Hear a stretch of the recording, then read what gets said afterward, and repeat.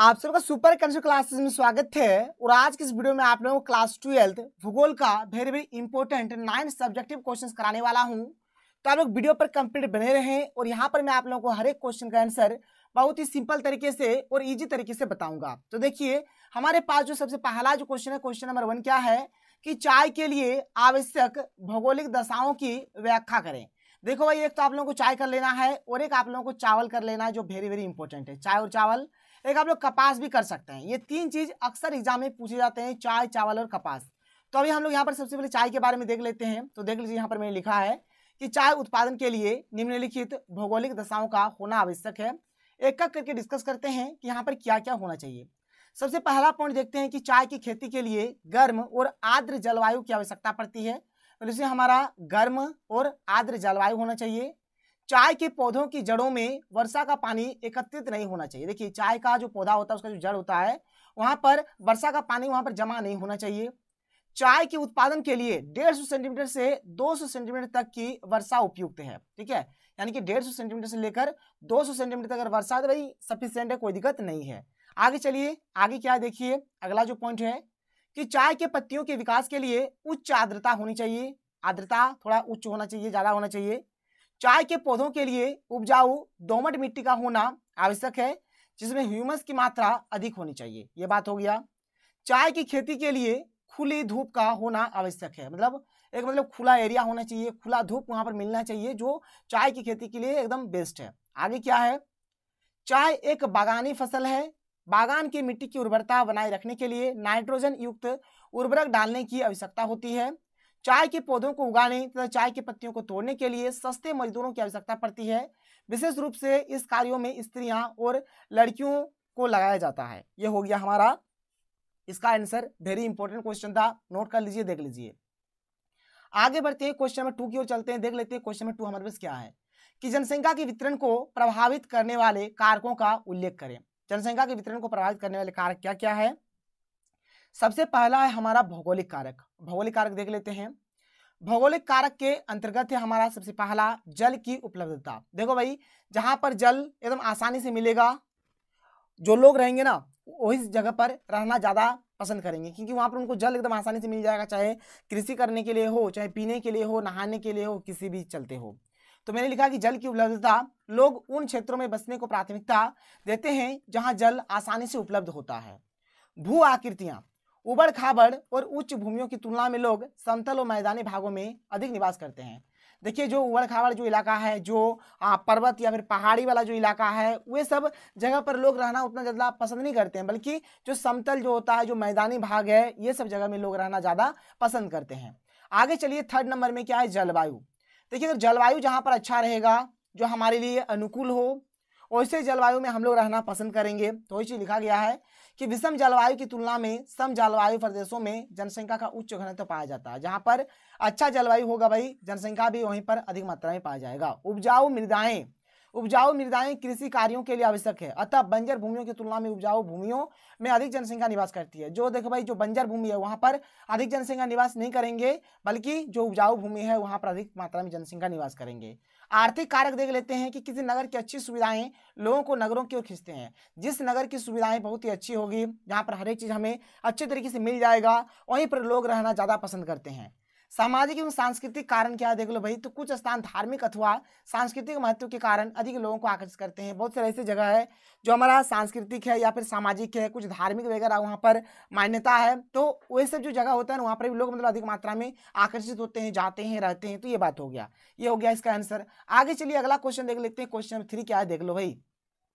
Question number 3 है कि नगर एवं महानगर की परिभाषा दें। नगर और महानगर को डिफाइन करना है। नगर देखो, 1 लाख से अधिक जनसंख्या वाले नगरीय केंद्र को नगर कहते हैं। और महानगर एक ऐसा नगर अथवा नगरों का समूह जिसकी जनसंख्या 50 लाख से अधिक हो, उसको हम लोग महानगर बोलेंगे। 50 लाख से अगर अधिक जनसंख्या होता है तो उसको महानगर बोलेंगे। अगला प्रश्न है क्वेश्चन नंबर 4 कि सड़क मार्ग के क्या फायदे हैं। देखो भाई, सड़क मार्ग के फायदे बोलिए, लाभ बोलिए, एक ही बात हुआ। ये जो क्वेश्चन है ना, अगर ऐसे भी पूछा जाता है तब भी आप लोगों को यही आंसर देना है। देख लो, अगर क्वेश्चन मान के चलो, अगर ऐसा पूछा जाए कि भारत में सड़क मार्ग रेल मार्ग की अपेक्षा अधिक सुविधाजनक है, क्यों, अगर ये भी प्रश्न आता है तब भी आपको यही आंसर लिखना है। बस थोड़ा सा चेंजिंग करना है, यहाँ पर इस लाइन में आपको थोड़ा सा चेंजिंग करना है। जैसे अगर लाभ वाला आए तो लिखना है कि सड़क परिवहन के निम्नलिखित लाभ है। अगर क्वेश्चन में है कि फायदे वाला आए तो आपको लिखना है कि सड़क परिवहन के निम्नलिखित फायदे हैं, ऐसे करना है। और अगर मान के चलिए अगर ये वाला क्वेश्चन आता है कि भारत में सड़क मार्ग रेल मार्ग की अपेक्षा अधिक सुविधाजनक है क्यों, तो आपको लिखना है कि भारत में सड़क मार्ग रेल मार्ग की अपेक्षा अधिक सुविधाजनक है क्योंकि लिख दीजिए और पॉइंट बना कर ये सब लिख दीजिए। देखो भाई क्या कारण है। पहला है कि सड़क का निर्माण जो है ना वो बहुत आसान है, आसानी से हम लोग सड़क का निर्माण कर सकते हैं। इसका निर्माण उबड़ खाबड़ क्षेत्रों में भी किया जा सकता है, वैसा जगह जो उबड़ खाबड़ वाला है वहां पर भी हम लोग सड़क बना सकते हैं। सड़कों का निर्माण कम खर्चीला है। अगर हम लोग यहाँ पर रेल मार्ग और सड़क मार्ग का बात करें तो सड़क बनाने में यहाँ पर हमें कम खर्चा पड़ेगा। सड़क परिवहन से सामान को उत्पादक के द्वार से उपभोक्ता के द्वार तक पहुंचाया जा सकता है। जो उत्पादक होता है उत्पादक के द्वार से हम लोग जो भी सामान होगा उसको उपभोक्ता तक हम लोग पहुंचा सकते हैं। इसके बाद आगे क्या है कि सड़क यातायात के सामान को बार बार उतारना चढ़ाना नहीं पड़ता है। सड़क यातायात कम दूरी के लिए विशेष रूप से लाभदायक है। अति शीघ्र खराब हो जाने वाली वस्तुओं को लाना ले जाना सुविधाजनक है, ये बात हो गया। फिर आगे देखिए अगला पॉइंट है कि सड़कों का रख रखाव भी आसान है। सड़कों का जो रख रखाव होता है ये भी क्या है, आसान है। ये सब पॉइंट्स आप लोग लिखिएगा, दोनों का आपका यहाँ पर काम हो जाएगा। इसके बाद अगला प्रश्न है क्वेश्चन 5 की व्यापार संतुलन से आप क्या समझते हैं। भाई व्यापार संतुलन का मतलब क्या है, तो किसी भी देश के निर्यात और आयात में अंतर को व्यापार संतुलन कहते हैं। जितना भी इंपोर्ट हुआ है और जितना भी एक्सपोर्ट हुआ है ये दोनों के बीच का जो डिफरेंस होगा, जो अंतर होगा, इसी को हम लोग क्या बोलेंगे, व्यापार संतुलन बोलेंगे। व्यापार संतुलन अनुकूल होने की स्थिति में आयात की तुलना में निर्यात अधिक होता है। जब अनुकूल होगा, अनुकूल की स्थिति में क्या होता है कि आयात की तुलना में निर्यात अधिक होता है। और जब ये हमारा प्रतिकूल की अवस्था में रहेगा तो निर्यात की तुलना में आयात अधिक होता है। बस इस बात का आप लोग ध्यान रखिए। इसके बाद जो अगला प्रश्न है वेरी वेरी इंपॉर्टेंट कि ग्रामीण बस्तियों और नगरीय बस्तियों में क्या अंतर है, दोनों में अंतर स्पष्ट करना है। देखो भाई जब भी अंतर आता है आप चाहे तो इस प्रकार से बीच में लकीर खींच के आप लोग इस प्रकार से भी कर सकते हैं। एक साइड में आप लोग यहाँ पर ग्रामीण बस्तियाँ लिख देंगे, ठीक है, ग्रामीण बस्तियाँ। एक साइड में आप लोग यहाँ पर नगरीय बस्तियाँ लिख सकते हैं, नगरीय बस्तियाँ लिख सकते हैं। इसका एक पॉइंट लिखना है, इसका एक पॉइंट लिखना है, इसका दूसरा पॉइंट, इसका दूसरा पॉइंट, इसका तीसरा पॉइंट, इसका तीसरा पॉइंट। इस प्रकार से आप लोग कर सकते हैं। ऐसे मन तो ऐसे करिए, अगर ऐसे मन नहीं है भाई तो आप लोग ऐसे भी कर सकते हैं। देख लो ध्यान से, जैसे 6 नंबर का जो क्वेश्चन देखो कैसे करना है। जैसे पहले लोग बात करते हैं ग्रामीण बस्तियां, तो आप भाई लकीर खींच के ही करिए, लकीर खींच के करिए। एक साइड में ग्रामीण कर दीजिए, एक साइड में आप लोग नगरीय कर दीजिए। तो ग्रामीण बस्तियां देखते हैं तो ग्रामीण बस्तियों में जनसंख्या और जनघनत्व तो बहुत ही कम होता है, मतलब जनसंख्या जो होता है बहुत ही कम मात्रा में होता है। ग्रामीण बस्तियां छोटी होती है। इनके निवासियों का व्यवसाय क्या होता है, कृषि होता है, पशुचारण होता है, आखेट खनन ये सब होता है, ठीक है। इसके बाद आगे देखिए, इसके बाद आगे क्या है, इसके बाद आगे कि यहाँ के निवासी प्राथमिक क्रियाकलापों के द्वारा जीविकोपार्जन करते हैं, यानी कि जीवन जीते हैं। जो प्राथमिक क्रिया प्राथमिक क्षेत्र के अंतर्गत रहते हैं इसमें। गांव में परिवहन सुविधाएं अत्यंत पिछड़ी तथा पुरानी होती है, जैसे कच्ची सड़क होता है, बैलगाड़ी होता है। गांव में उच्च सेवाओं का अभाव होता है। ऐसी सेवाएं यदि है भी तो ये प्राथमिक स्तर की होती है, जैसे कि प्राथमिक माध्यमिक विद्यालय। तो ये सब इसको आप लोग नोट करिए। इसके बाद आगे चलें, थोड़ा सा आगे देखिए, नगरीय बस्तियां का बात करते हैं। देखो भाई एक करके बात करते हैं यहाँ पर। तो नगरीय बस्तियों में जनसंख्या और जनघनत्व अधिक होता है। नगरीय बस्तियां आकार में बड़ी होती है, इसका आकार भी क्या होता है, बड़ा होता है। नगरवासियों के व्यवसाय क्या क्या होते हैं, उद्योग होते हैं, परिवहन होते हैं, व्यापार होते हैं, उच्च सेवा होते हैं। यहाँ के अधिकतर निवासी द्वितीय तृतीय को चतुर्थक क्षेत्रों के क्रियाकलापों में संलग्न रहकर अपनी जीविका का उपार्जन करते हैं। और फिफ्थ नंबर की नगरों में परिवहन सुविधाएं अधिकाधिक तथा विकसित होती है, जैसे कि सड़क और रेल मार्ग वहाँ पर बहुत ही अच्छे तरीके से विकसित होता है। 6 नंबर पॉइंट है कि नगरों में उच्च सेवाएं सुलभ रहती है, जैसे कि उसमें विद्यालय, महाविद्यालय, विश्वविद्यालय हर एक चीज रहते हैं। अगला जो प्रश्न है क्वेश्चन नंबर 7, इसको भी आप लोग चाहे तो लकीर खींच के इस प्रकार से लिख सकते हैं। एक साइड में धात्विक खनिज और एक साइड में अधात्विक खनिज। तो देखो भाई धात्विक खनिज और अधात्विक खनिज में क्या अंतर पाया जाता है। तो धात्विक खनिज को गलाने पर धातु प्राप्त होती है, लेकिन अधात्विक खनिजों को गलाने पर यह धातु इसमें प्राप्त नहीं होता है। ये हो गया एक बात। धात्विक खनिज कठोर एवं चमकीले होते हैं, जबकि अधात्विक खनिज में यह विशेषता नहीं पाया जाता है। धात्विक खनिजों को पीटकर तार बनाया जा सकता है, किंतु अधात्विक खनिजों को पीटने पर वह चूर चूर हो जाते हैं, यानी कि तार नहीं बनाया जा सकता है। फटाफट नोट कर लीजिए, वेरी वेरी इंपॉर्टेंट है। और देखिए मैं यहाँ पर आपको बहुत ही इजी तरीके से बता रहा हूँ, अगर आप लोग एक बार पढ़ेंगे तो आप लोग याद हो जाएगा। इसके बाद भाई देखो अगला प्रश्न क्या है कि ग्रामीण बस्तियों की समस्या की व्याख्या करें। ग्रामीण बस्ती में क्या क्या समस्या होता है। पहला है कि ग्रामीण बस्तियों में अधिकतर कृषि की जाती है, लेकिन समय पर वर्षा नहीं होने से सिंचाई करने में असुविधा होती है। देखिए भाई ग्रामीण जो लोग होते हैं, जो गांव के जो लोग होते हैं, वे अधिकतर कृषि पर निर्भर रहते हैं, कृषि करते हैं, खेती बाड़ी करते हैं, लेकिन जब समय पर वर्षा नहीं होता तो सिंचाई करने में उन्हें बहुत ही असुविधा होता है। ग्रामीण बस्तियों के लोगों का जीवन स्तर निम्न बना रहता है, क्योंकि लोगों की आय बहुत ही कम होती है।